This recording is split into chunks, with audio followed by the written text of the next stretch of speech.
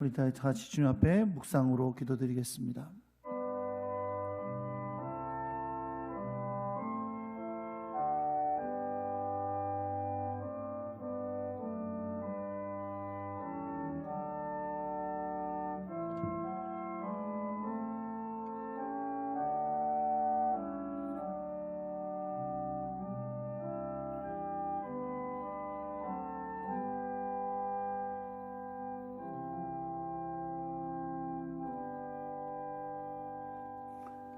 여호와여, 주의 인자하심이 하늘에 있고 주의 진실하심이 공중에 사무쳤으며 주의 의는 하나님의 산들과 같고 주의 심판은 큰 바다와 같으니이다. 여호와여, 주는 사람과 짐승을 구하여 주시나이다. 하나님이여, 주의 인자하심이 어찌 그리 보배로운지요. 사람들이 주의 날개 그늘 아래에 피하나이다. 그들이 주의 집에 있는 살찐 것으로 풍족할 것이라. 주께서 주의 복락의 강물을 마시게 하시리이다. 아멘. 사랑과 은혜가 풍성하신 하나님 아버지, 우리가 참으로 어렵고 서로가 두려워하는 시간들을 보내고 있지만 오늘도 이 귀한 주일을 기억하게 하시고 또 예배의 이 시간을 기억하게 하셔서 주님 앞에 예배하게 하시니 감사드립니다. 하나님, 이 교회에서 또 각자의 삶의 처소에서 주님을 예배하기 위해 모인 주의 백성들을 기억하여 주옵소서. 우리가 함께 떨어져 있지만 주의 성령이 하나 되게 하심으로 충만하게 해주시고 오늘도 우리가 드리는 주 앞에 드리는 예배를 통해 우리의 심령이 주님을 바라보게 하시고 흐트러졌고 두려웠고 염려됐고 한숨 쉬던 우리의 삶이 오로지 주님만을 바라보는 귀한 시간이 되게 하여 주옵소서. 주님 앞에 영광 돌립니다. 주님, 이 예배 통해 주님만 높임을 받으시옵소서. 우리 주 예수 그리스도의 이름으로 기도합니다. 아멘. 자리 일어나셔서 79장 찬양 드리겠습니다.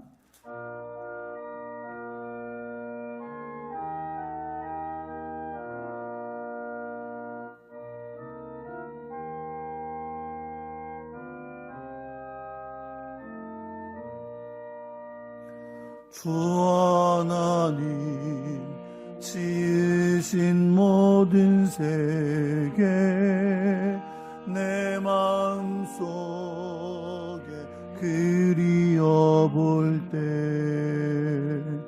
하늘의 별 울려 퍼지는 내 손 주님의 권능 우주의 찬美주님의 높고 위대하심을 내 영혼이 찬양하네. 주님의 높고 위대하심을 내 영혼이 찬양하네.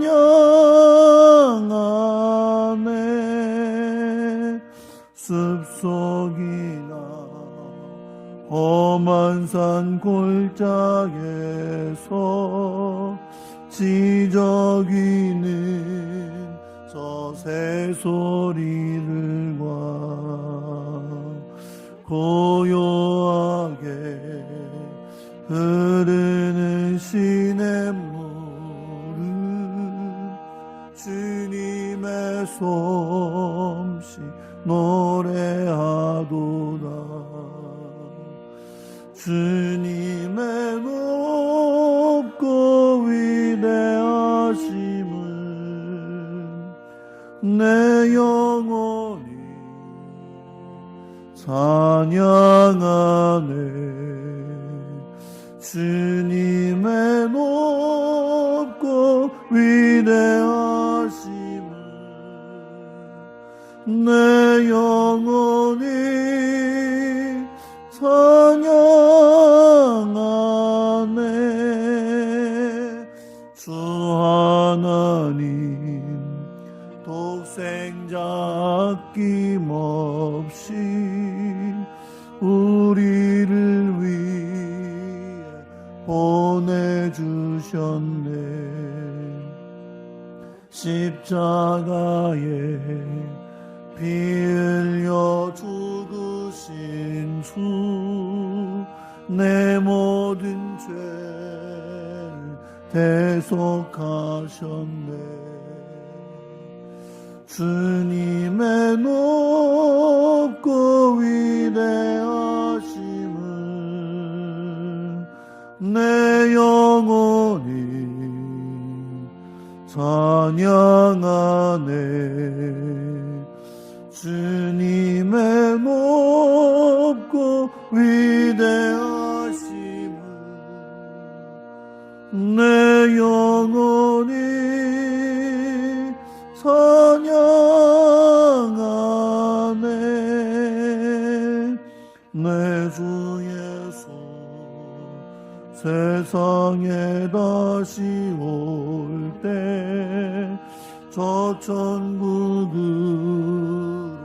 날 인도하리. 나 겸손히 엎드려 경배하며 영원히 주를 찬양하리라. 주님의 높고 위대하심을 내 영혼이 찬양하네. 주님의 높고 위대하심을 내 영혼이 찬양하네.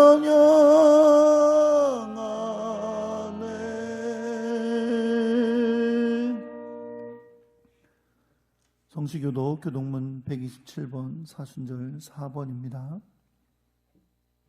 여호와를 자기 하나님으로 삼은 나라 곧 하나님의 기업으로 선택된 백성은 복이 있도다. 곧 그가 거하시는 곳에서 세상의 모든 거민들을 굽어 살피시는도다.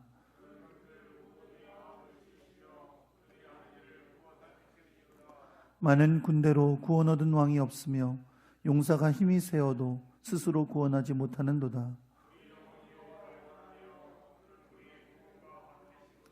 우리 마음이 그를 즐거워하며 우리가 그의 성호를 의지하였기 때문이로다.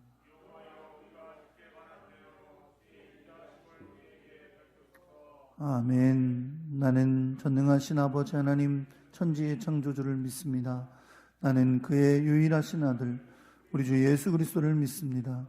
그는 성령으로 잉태되어 동정녀 마리아에게서 나시고 본디오 빌라도에게 고난을 받아 십자가에 못 박혀 죽으시고 장사된 지 사흘 만에 죽은 자 가운데서 다시 살아나셨으며 하늘에 오르시어 전능하신 아버지 하나님 우편에 앉아 계시다가 거기로부터 살아있는 자와 죽은 자를 심판하러 오십니다.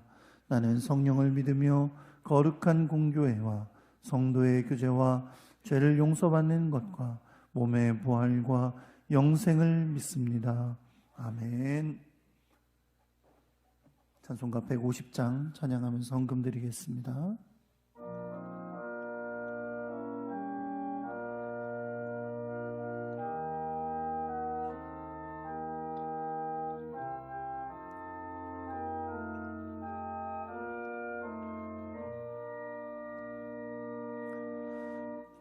갈보리 산 위에 십자가 섰으니 주가 고난을 당한 표라. 험한 십자가를 내가 사랑함을 주가 보혈을 흘림이라.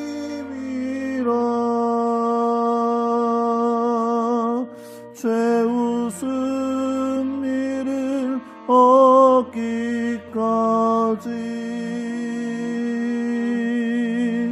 주의 십자가 사랑하리.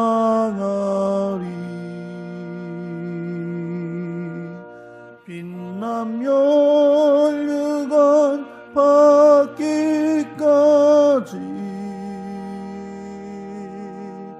험한 십자가 붙들겠네.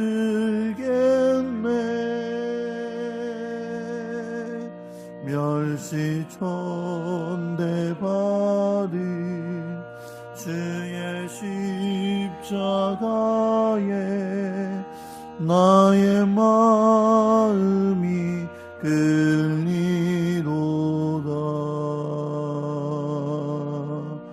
귀한 어린 양이 세상 죄를 지고 험한 십자가 지셨도다.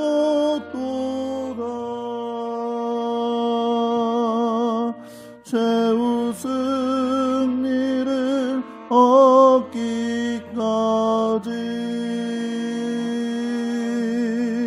주의 십자가 사랑하리.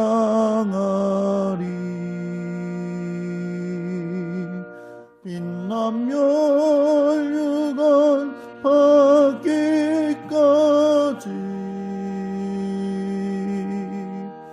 험한 십자가 붙들겠네.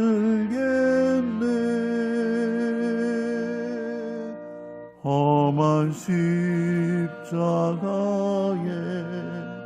주가 흘린 피를 믿는 마음으로 바라보니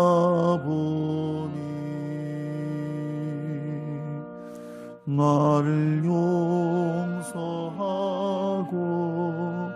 내 죄 사하시려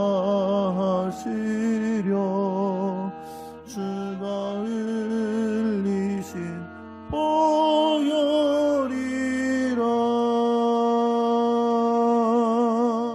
최후 승리를 얻기까지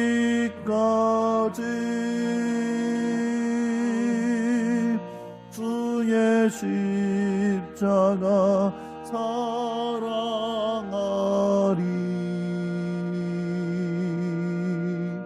빛나면 율관 받기까지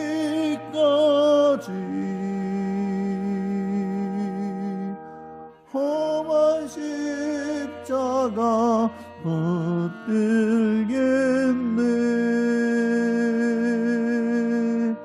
주님 예비하신 본향집에 나를 부르실 그날에는 영광 중에 계신 우리 주와 함께 내가 죽도록 충성하리.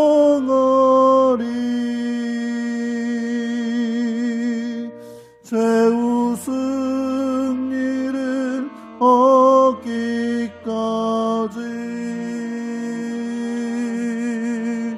주의 십자가 사랑하리.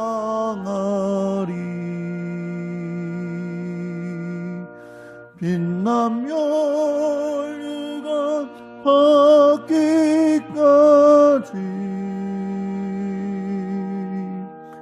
험한 십자가 붙들겠네.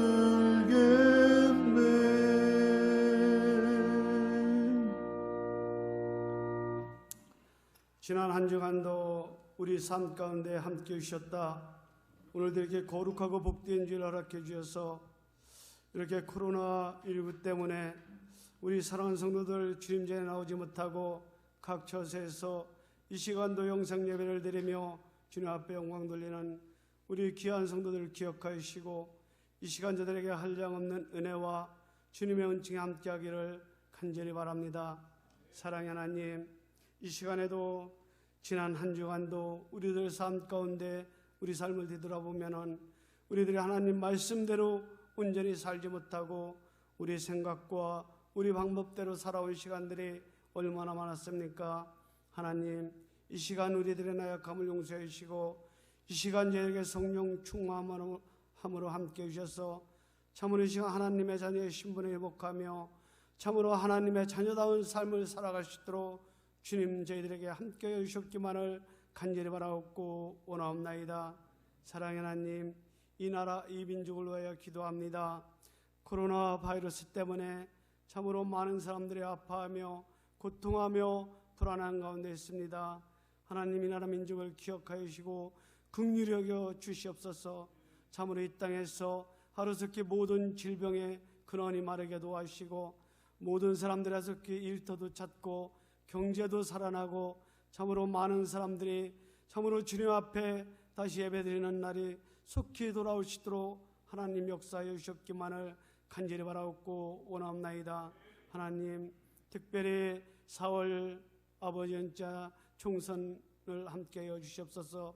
참으로 이 나라를 기억하시고 참으로 이 나라에 꼭 필요한 귀한 일꾼을 세우셔서 참으로 이 민족을 통하여서 주님 앞에 크게 쓰임받으며 영광 돌릴 수 있는 귀한 민족으로 하나님 온전히 인도하여 주셨기만을 간절히 바라옵고 원하옵나이다. 이 땅의 억압과 착취가 없어지게 도와주시고 참으로 하나님을 대적하는 무리가 사라지게 도와주시고 참으로 하나님의 권위가 바로 세워가는 귀한 나라로 하나님 온전히 인도하여 주셨기만을 간절히 바라옵고 원하옵나이다. 사랑의 하나님, 우리 교회를 위하여 기도합니다. 아버지여, 코로나 바이러스 때문에 참으로 많은 성도들의 아버지 연자 아버지의 교회에 나오지 못하고 아버지와 초세에서 예배드리지만 하나님, 이 계기를 통하여서 저들 믿음이 새로워지게 도와주셨기만을 간절히 바라옵고 원하옵나이다. 아버지와 가정에서 예배드릴 때마다 그 가정들이 회복되기를 원합니다. 자녀들이 믿음 안에서 회복되기를 원합니다. 그래서 모든 가정이 참으로 주님 앞에 영광 돌릴 수 있는 귀한 은혜가 있게 도와주셨기만을 간절히 바라옵고 원하옵나이다. 사랑의 하나님, 정말로 이 사순절을 우리가 보내고 있습니다. 참으로 이 기간 동안에 우리 믿음이 새로워지게 도와주시옵소서. 말씀 안에서 새로워지게 도와주시옵소서. 우리가 성경을 필사하며 아버지의 새벽마다 기도할 때 하나님의 음성을 듣게 도와주시고 우리 믿음이 더욱더 성숙해지는 아름다운 역사가 있게 도와주시옵기만을 간절히 바라옵고 원하옵나이다.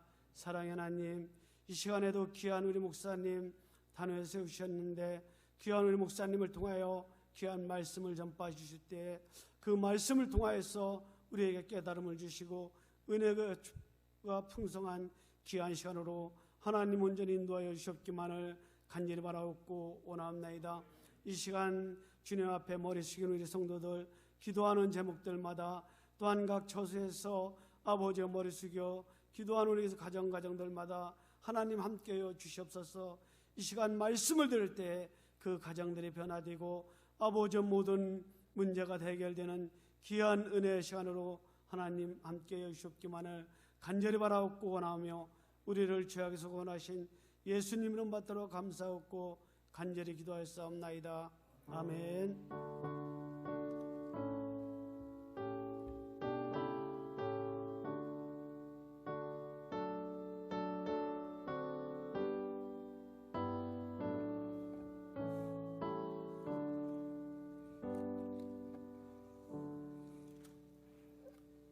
하나님의 말씀 신약성경 갈라디아서 4장 21절에서부터 31절까지의 말씀입니다. 제가 가지고 있는 성경은 신약성경 307페이지에 있습니다. 갈라디아서 4장 21절에서부터 31절까지 말씀을 함께 교독하겠습니다. 갈라디아서 4장 21절입니다. 내게 말하라. 율법 아래에 있고자 하는 자들아, 율법을 듣지 못하였느냐?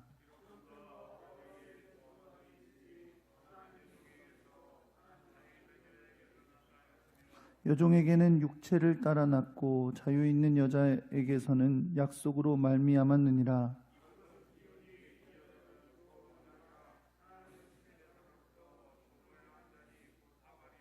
이 하갈은 아라비아에 있는 신의 산으로서 지금 있는 예루살렘과 같은 곳이니 그가 그 자녀들과 더불어 종노릇하고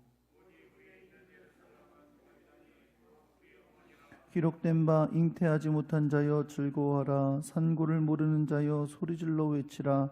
이는 홀로 사는 자의 자녀가 남편 있는 자의 자녀보다 많음이라 하였으니 그러나 그때 육체를 따라 난 자가 성령을 따라 난 자를 박해한 것 같이 이제도 그러하도다.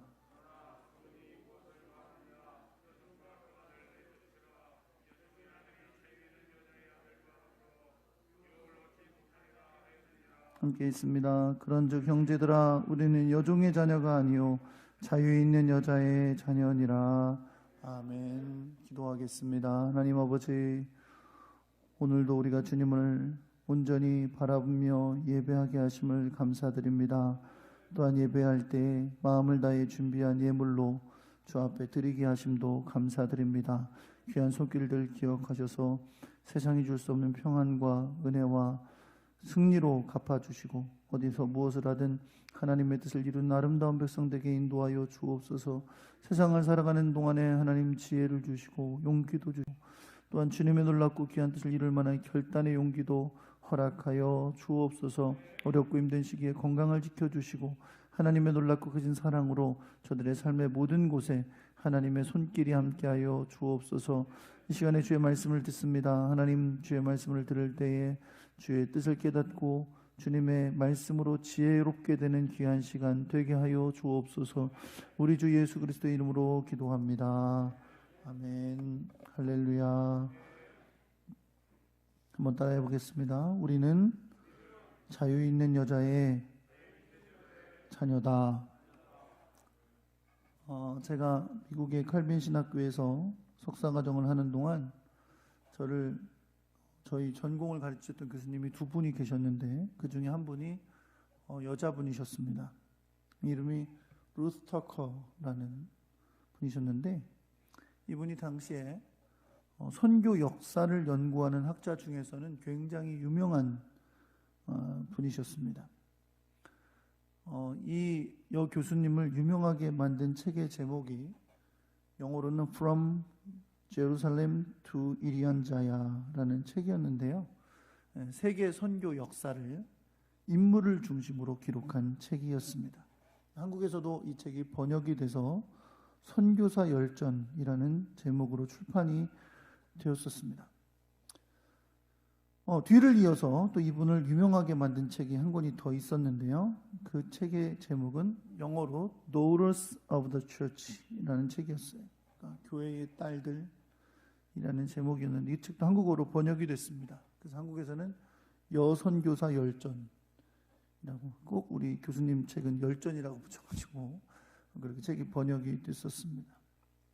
이 제목에서 알 수 있듯이 이 두 번째 책은 세계 선교 역사에 있어서 공헌한 많은 여성 사역자들이 있는데 그 여성 사역자들이 많이 알려지지 못했거든요.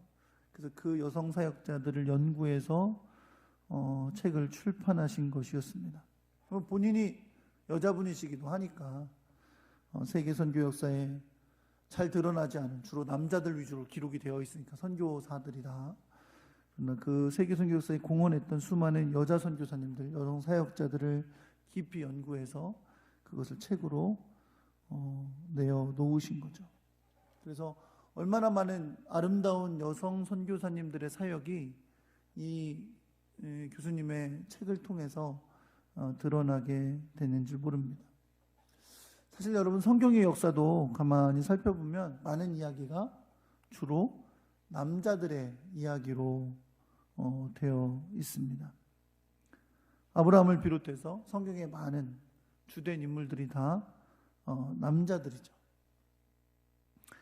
그런데 우리가 이미 갈라디아서를 함께 나누면서 반복했던 것처럼 우리도 영적으로 항상 뭐라고 말하냐면 우리는 영적으로 아브라함의 후손이다. 근데 이렇게 말을 하는데 오늘 우리가 여러분과 제가 함께 읽은 본문의 주제는 오늘 본문의 주제는 여자들입니다.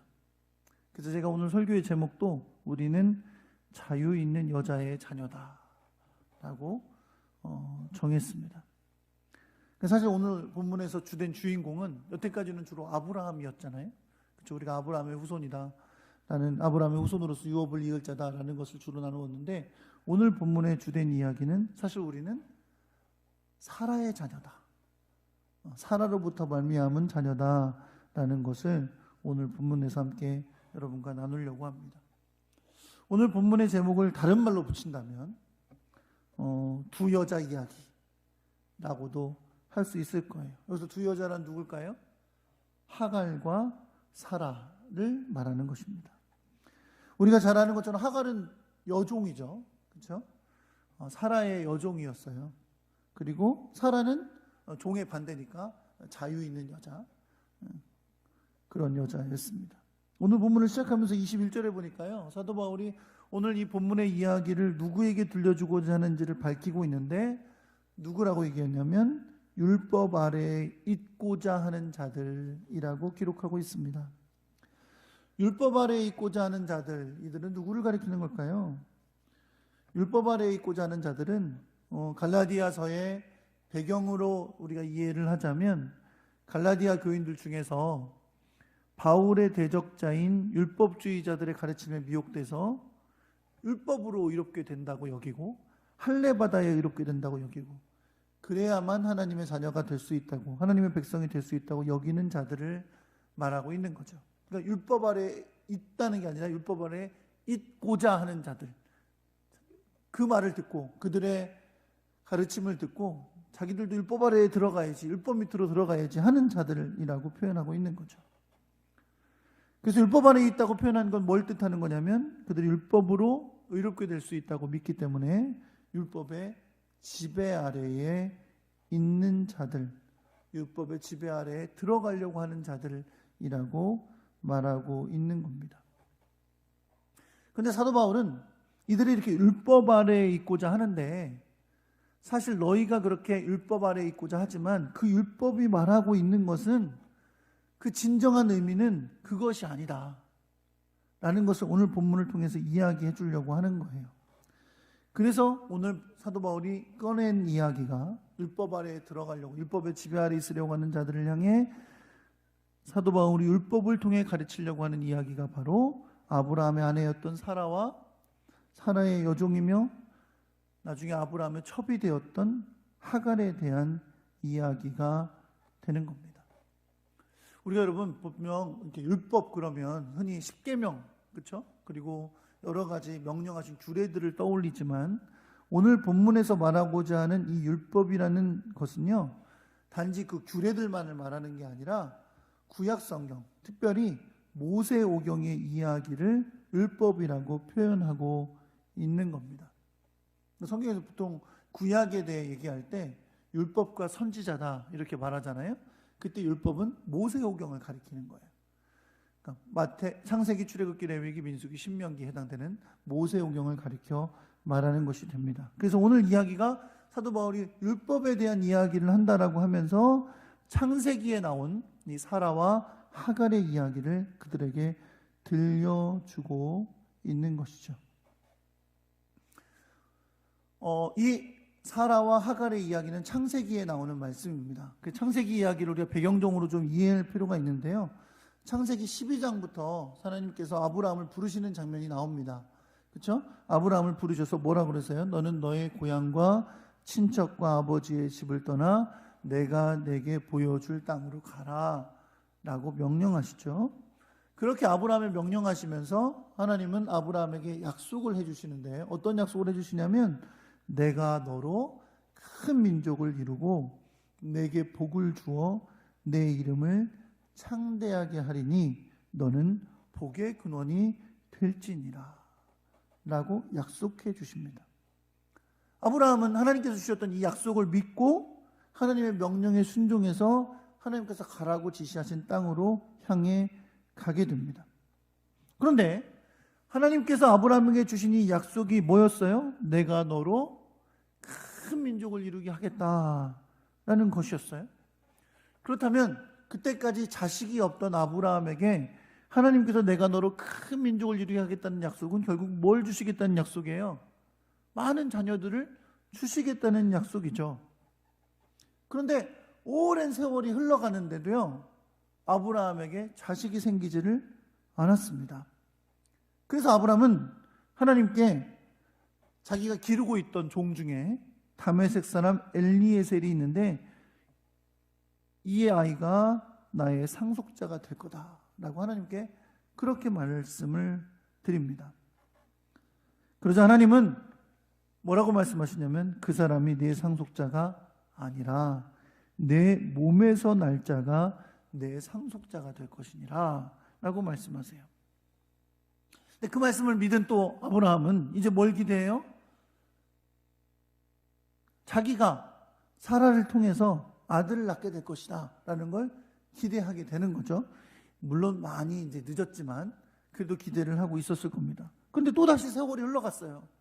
한동안 하나님이 또 아무 말씀 없으셨고 아브라함과 사라 사이에도 나이가 들어가면서 이제 출산의 희망도 점점 없어져 가는데 다시 아이는 생기지가 않았던 거죠. 그래서 사라가 어떤 생각을 하게 돼요? 자기의 여종인 하갈을 아브라함에게 주어서 자녀를 얻으려고 하는 생각을 하게 됩니다.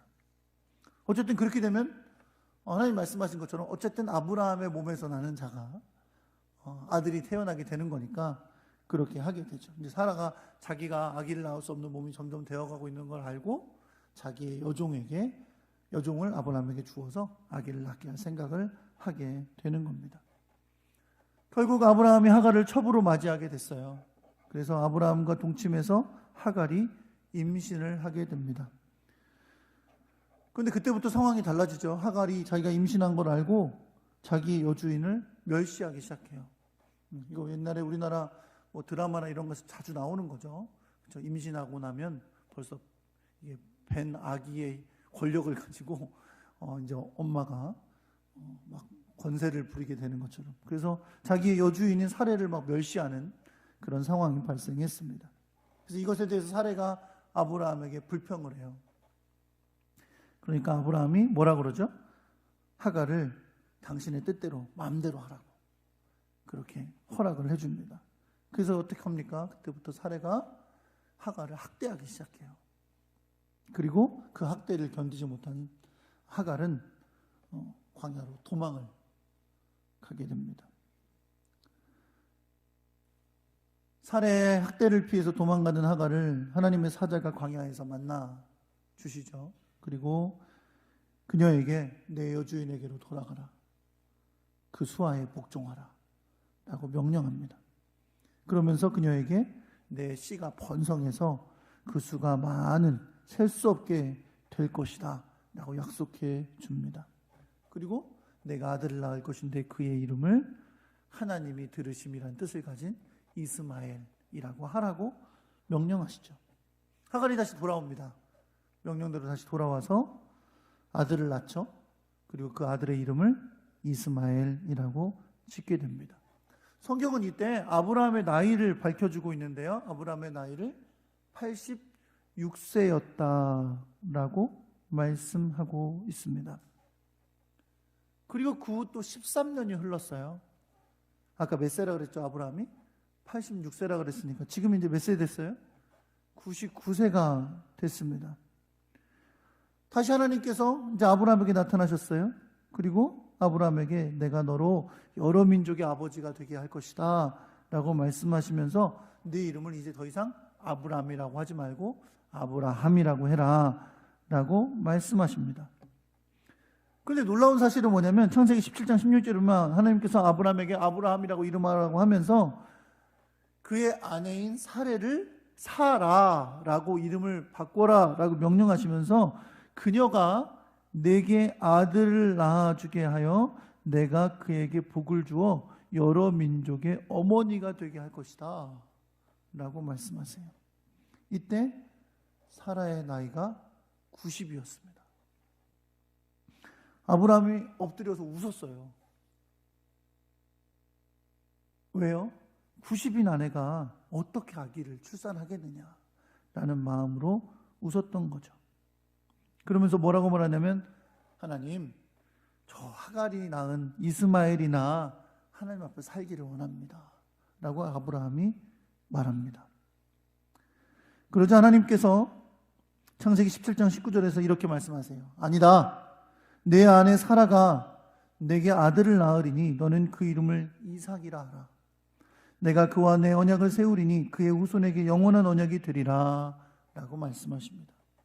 그리고 하나님이 약속하신 대로 아브라함이 100세가 되었을 때에 사라가 이삭을 낳게 됩니다. 이삭이 태어난 다음에 하갈이 낳은 아들 이스마엘이 이삭을 놀렸어요. 조롱했습니다. 희롱했거든요. 그랬더니 그것을 사라가 보게 됩니다. 사라가 아브라함에게 하갈과 이스마엘을 내쫓기를 요구해요. 아브라함이 막 근심했습니다. 근심했겠죠. 그렇죠? 막 근심될 때 하나님께서 아브라함에게 나타나셔서 말씀하십니다. 내 아이나 내 여종으로 말미암아 근심하지 말고 사라의 말을 들어라. 사라의 편을 들어주세요. 그리고 하나님께서 다시 뭐라고 말씀하시냐면 이삭에게서 나는 자라야 내 씨라 부를 것이다 라고 말씀합니다. 그래서 결국 하갈과 이스마엘은 그곳에서 쫓겨나게 되죠. 이 모든 이야기는 창세기에 기록되어 있는 겁니다.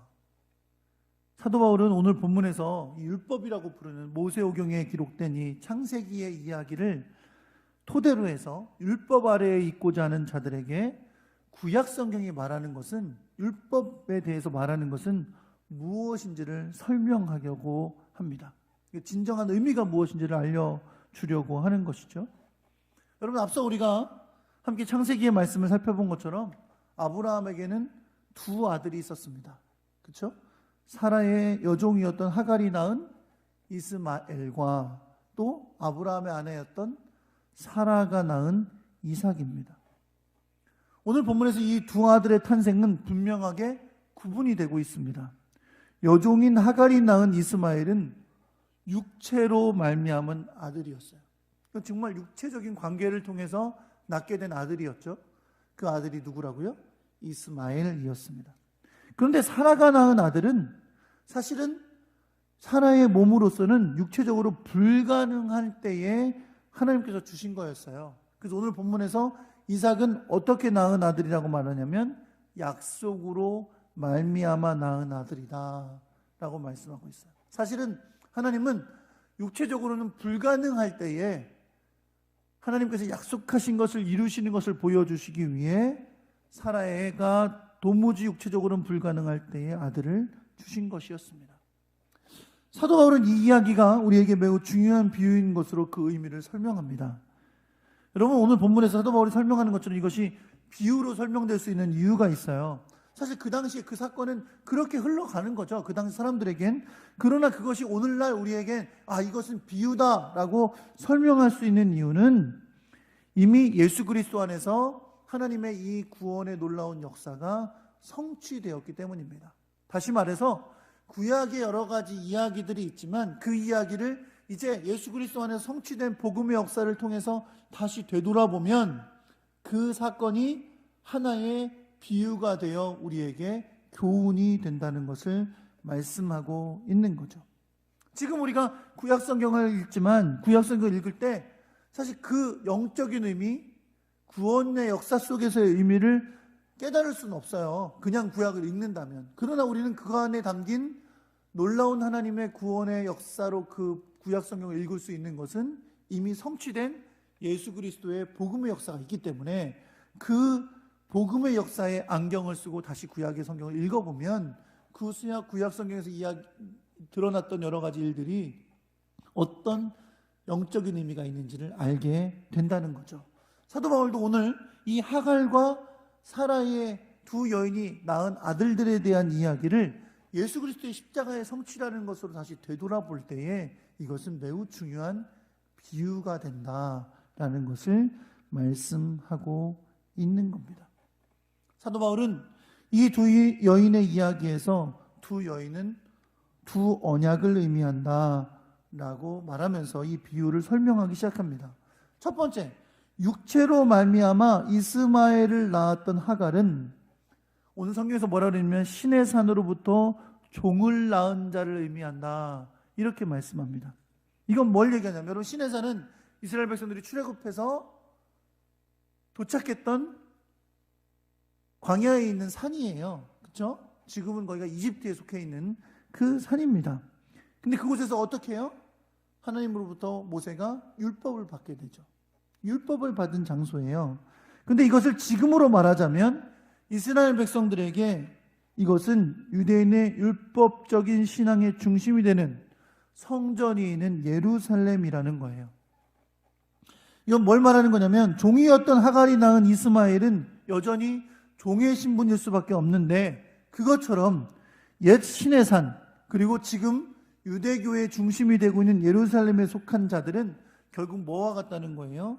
율법 아래서 종노릇하는 자들과 같다라고 말하는 겁니다.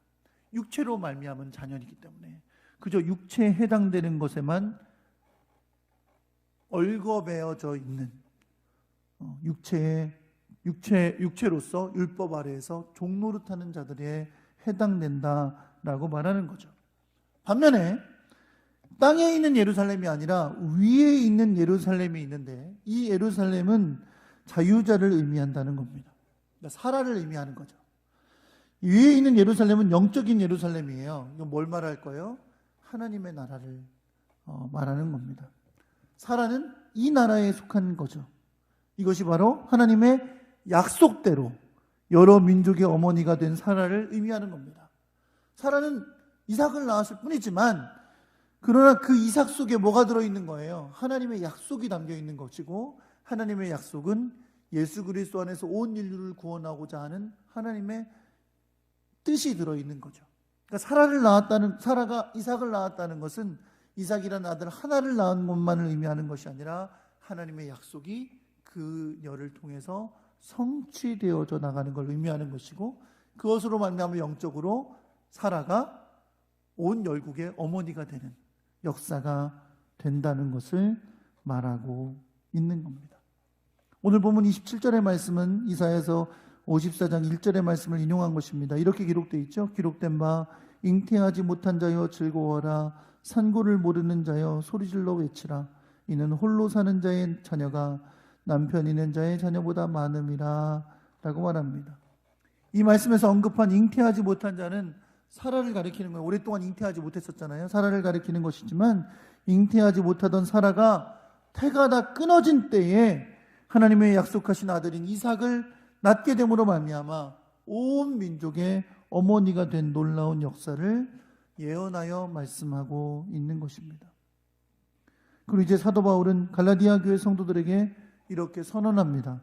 형제들아, 너희는 이삭과 같이 약속의 자녀라 라고 말합니다. 우리는 뭐라는 거예요? 갈라디아 교회 성도들이 우리를 말하는 거예요. 우리도 이방인 가운데 구원받은 성도들, 우리에게도 말씀하시는 거죠. 너희는 뭐다? 이삭과 같이 약속의 자녀다. 하갈에게 속했던 이스마엘과 같은 자녀가 아니라 우리는 누구의 자녀다? 사라의 자녀와 같은 약속의 자녀다 라고 말씀하고 있는 겁니다. 예수 그리스도의 십자가의 복음을 듣고 구원을 받은 자들은 이삭과 같은 약속의 자녀라는 겁니다. 약속의 자녀인 이삭을 통해 하나님께서 약속하신 예수 그리스도를 통해 구원받은 자녀들은 이제 더 이상 육체로 난 자녀가 아니라는 거죠. 우리는 하나님의 약속으로 말미암아 성령 안에서 하나님의 자녀가 된 자들인 것을 여러분 믿으시기 바랍니다. 결국 우리는 종이 아닌 자유자였던 사라로 말미암은 약속의 자녀가 된 것입니다. 그런 면에서 지금 갈라디아 교회 성도들 중에 다시 율법의 지배 아래로 들어가려는 자들은 만약에 이 비유대로 말하자면 사라의 자녀로 태어났는데 다시 하갈의 자녀가 되려고 하는 것과 똑같은 모습인 것을 말씀하고 있는 거죠. 사도 바울은 갈라디아 교회 안에서 마치 육체를 따라 난 자인 이스마엘이 약속을 따라 난 이삭을 박해하는 같은 일이 일어나고 있다고 지적합니다. 뭘 뜻하는 거예요? 육체를 따라 난 자, 아직도 율법 아래에 있는 자들이 예수 그리스도 안에서 성령을 따라 약속에 따라 난 자를 박해하는 일들이 일어나고 있다라고 말하고 있는 거죠. 이 수많은 대적자들이 사도 바울을 대적하고 예수 그리스도로 말미암아 구원받았다고 믿는 자들을 자꾸 유혹해서 율법을 지켜야 된다고, 할례를 받아야 된다고 말하는 이것들이 마치 율법 아래에 있는 자들이 예수 그리스도의 난 자들을 박해하는 것과 같다라고 말하고 있는 겁니다. 그것이 창세기에서 어떤 일로 일어난 거예요? 이스마엘이 이삭을 조롱하고 놀렸잖아요.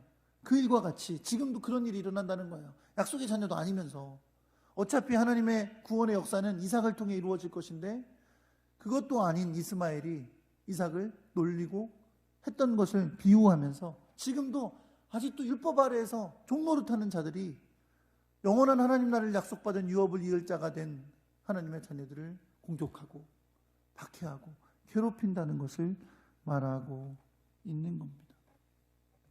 그러나 기억해야 하는 거죠. 성경에서 하나님은 아브라함에게 사라가 원하는 대로 하갈과 이스마엘을 내쫓으라 하시면서 이렇게 말씀하셨다는 거예요. 육체로 낳은 여종의 아들이 자유 있는 자의 아들 즉 이삭과 더불어 유업을 얻지 못하리라 하셨다는 겁니다. 뭘 말하는 거죠? 다시 말하면 아직도 율법 아래에서 율법을 따라 난 자들, 육체를 따라 난 자들, 즉 율법의 아래에서 종이 된 자들은 하나님 나라를 유업으로 받을 수가 없다는 겁니다. 하나님의 나라는 하나님께 약속하신 자녀를 낳은 자유 있는 여자의 자녀들이 유업으로 받게 되는 것이다 라는 것을 말씀하고 있는 것이죠. 사랑하는 성도 여러분, 하갈과 사라의 비유는 육체를 따라 율법 아래에 종된 사람들과 예수 그리스도 안에서 구원의 약속을 받은 자유자의 모습을 비유하고 있는 겁니다.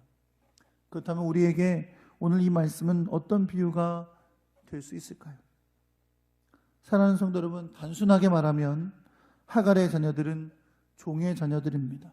오늘날로 말하자면 아직도 죄의 종이 되어 있는 사람들을 말하는 것이죠. 율법 아래에 있어도 어차피 마찬가지예요. 율법으로 의롭다함을 육체가 하나도 없기 때문에 율법 아래에 있는 자들은 결국 종의 자녀들이고 죄의 종이 된 자녀들입니다. 이들은 결코 하나님 나라의 유업을 받을 수 없는 사람들입니다.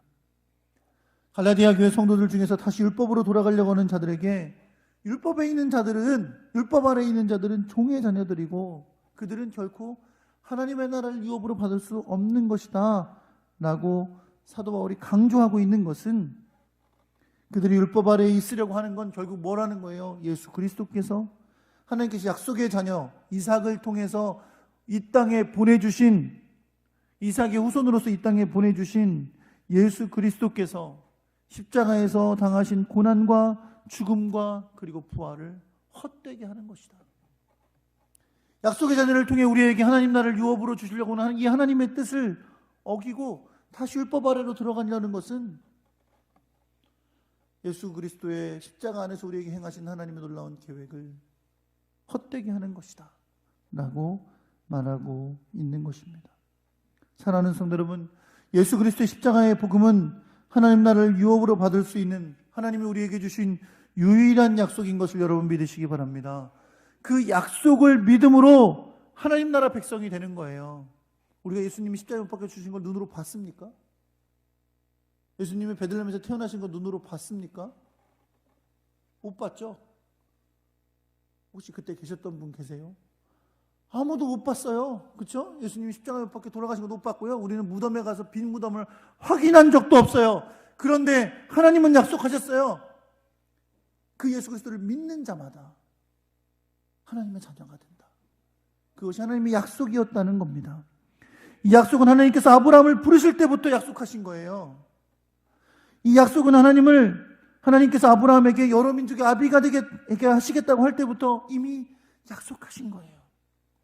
그리고 그 약속을 확증하시기 위해 육체적으로 불가능할 때 사라를 통해 이삭을 낳게 하신 거예요. 그리고 우리에게 보여주신 겁니다. 우리에게 유일한 소망은 예수 그리스도 안에 두신 하나님의 약속이라는 겁니다. 요한복음 1장 12절 뭐라고 말씀하세요? 영접하는 자 곧 그 이름을 믿는 자들에게는 하나님의 자녀가 되는 권세를 주신다. 이게 하나님의 약속이에요.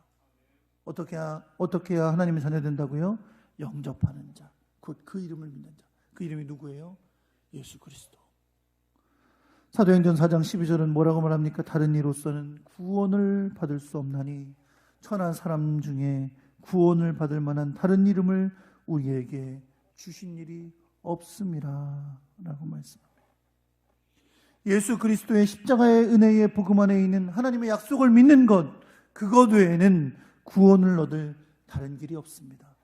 하나님의 자녀가 되는 다른 길이 없습니다. 하나님의 백성이 되는 다른 길이 없습니다. 유일한 약속, 유일한 길, 유일한 진리인 것을 여러분 믿으시기 바랍니다. 코로나19 때문에 교회에 대해서 세상의 사람들이 많이 주목해요. 언제 그랬다고 또 요즘 교회들이 모여서 예배 드릴까 봐 그렇게 주목해서 보고 있어요. 어제는 보니까 경주의 어떤 데서 주점에서 모여서 술 먹다가 10명도 넘게 걸렸더라고요. 그런 얘기는 조그맣게 나와요. 교회에서 모여서 뭐 했다 그러면 난리들 납니다. 왜요? 자꾸 주목해서 보니 시작이 신천지에서부터 시작되다 보니까 더 그런지도 모르겠어요. 그런데 여러분, 그것만으로 그치지가 않아요. 사람들은 이걸 또 이용해서 뭐라고 또 댓글을 달아요. 아유, 교회가 도대체 뭐냐? 누가 하나님이 있다고 그걸 믿고 있냐? 그러면서 기독교 자체를 비난하고 공격하려는 사람들도 있습니다. 사실 이런 시도는 계속 있어 왔어요. 심지어 기독교 교회 안에서, 우리의 신앙 안에서도 어떤 신학자들은 굳이 예수만 믿어야 구원받는 거 아니라고, 다른 종교에도 구원이 있다고 막 이러면서 마치 마음이 굉장히 너그러운 것처럼 그렇게 말하려는 사람들이 얼마나 많이 있는지 몰라요. 요즘도 우리에게 얘기하죠. 굳이 꼭 예수만 믿어야 된다고 말하는 건 너무 이기적인 거 아니냐고. 그러면 멋있을지 몰라요. 다른 거 믿어도 되고 저거 믿어도 되고 이거 믿어도 되고 결국은 다 구원받을 거라고 좋게 얘기해주면 저 사람 참 마음도 높네. 역시 내가 바라던 목사는 저런 목사야 라고 말할지도 몰라요. 그런데 여러분, 그 신앙은, 그런 생각들은 결코 약속을 믿는 신앙에서 나오는 것이 아닙니다. 하나님은 우리에게 오로지 예수 그리스도를 통해 구원받는 길만을 약속해 주셨습니다. 여러분, 눈에 보이지도 않는 돌아다니는 바이러스가 몸에 들어가만 해도 병에 걸리잖아요. 그리고 그것 때문에 죽기도 하잖아요. 그거 두려워서 마스크 쓰고 다니고 손 열심히 씻고 그래야 되는 게 우리들이잖아요. 아무것도 아니에요. 그렇죠? 이렇게 연약한지 몰라요. 너무너무 두려운 것이 많은 우리들이에요. 그게 여러분, 연약한 인간인데 그 연약한 인간들이 온 세상 만물을 창조하신 하나님의 약속과 섭리를 거부한다는 것은 얼마나 어리석은지 모릅니다. 왜냐하면 예수 그리스도 안에 있는 하나님의 약속은 누구나 다 사망으로 향해 가고 있는데 그 사망으로 향해 가고 있는 우리들에게 주신 유일한 소망이기 때문입니다. 바이러스에 걸려 죽든 나이 먹어 죽든 다른 병에 걸려 죽든 누구나 다 결국은 다 사망을 향해 갑니다. 아닌 사람 있어요? 다 사망을 향해 가죠. 좀 더 병 걸려서 일찍 죽을까 봐 다 두려워하는 거잖아요. 그렇죠? 그런데 사망이 끝입니까? 육체가 끝나면 끝입니까? 그 후에 하나님의 나라가 가는 소망이 있어야 되잖아요. 그렇죠? 그 유일한 소망은 오로지 예수 그리스도 안에 있는 거예요. 예수 그리스도 외에는 다른 우리에게 소망을 주신 적이 없어요.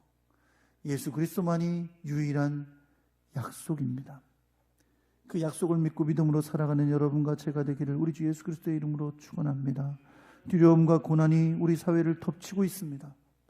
그러나 어떤 상황에서도 우리는 약속을 믿고 하나님의 나라의 백성임을 기억하기를 간절히 소망합니다. 예수 그리스도의 고난을 묵상하는 사순절에 우리는 이 구원의 약속을 이루기 위해 행하신 하나님의 놀라운 섭리와 예수 그리스도의 십자가의 고난을 기억하는 귀한 시간이 되기를 우리 주 예수 그리스도의 이름으로 축원합니다. 그리고 그것을 전해야 됩니다. 다른 길은 주신 적이 없으니까. 그 길을 전하는 여러분과 제가 되기를 예수 그리스도의 이름으로 축원합니다. 하나님은 이러한 일을 통해서도 우리를 향하신 하나님의 뜻을 분명히 이루어 가실 겁니다. 주님 안에서 한 주간도 승리하는 하나님의 아름답고 복된 백성들 되시기를 우리 주 예수 그리스도의 이름으로 축원합니다. 기도하겠습니다. 하나님 아버지 감사합니다.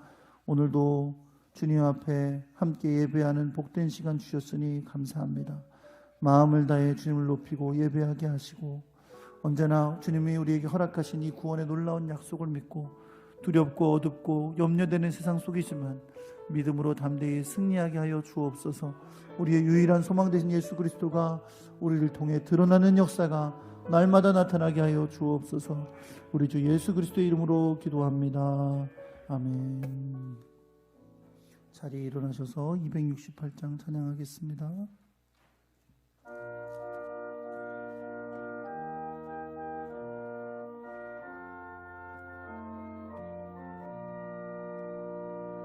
죄에서 자유를 얻게 함은 보혈의 능력 주의 보혈 시험을 이기고 승리하니 참 놀라운 능력이로다. 주의 보혈 능력이 또다. 주의 피 믿어 주의 보혈 그 어린 양의 매우 귀중한 피로다. 육체의 정욕을 이길 힘은 보혈의 능력 주의 보혈 정결한 마음을 얻게 하니 참 놀라운 능력이로다. 주의 보혈 능력이 또다. 주의 피 믿어 주의 보혈 그 어린 양의 매우 귀중한 피로다. 눈보다 더 희게 밝히는 것 보혈의 능력 주의 보혈 부정한 모든 것 밝히시니 참 놀라운 능력이로다. 주의 보혈 능력이 또다. 주의 피 믿어 주의 보혈 그 어린 양의 매우 귀중한 피로다. 구주의 복음을 전할 제목 보혈의 능력 주의 보혈 날마다 나에게 찬송 주니 참 놀라운 능력이로다. 주의 보혈 능력이 또다. 주의 피 믿어 주의 보혈 그 어린 양의 매우 귀중한 피로다. 여호와는 내게 복을 주시고 너를 지키시기를 원하며 여호와는 그의 얼굴을 내게 비추사 은혜 베푸시기를 원하며 여호와는 그 얼굴을 내게로 향하여 드사 평강 주시기를 원하노라. 이제는 우리 주 예수 그리스도의 은혜와 하나님 아버지의 크고 놀라우신 사랑과 성령님의 감화 감동 교통 충만하심이 오늘 주님 앞에 나와 예배한 주의 백성들 머리 위에 지금부터 영원토록 함께 있을지어다. 아멘.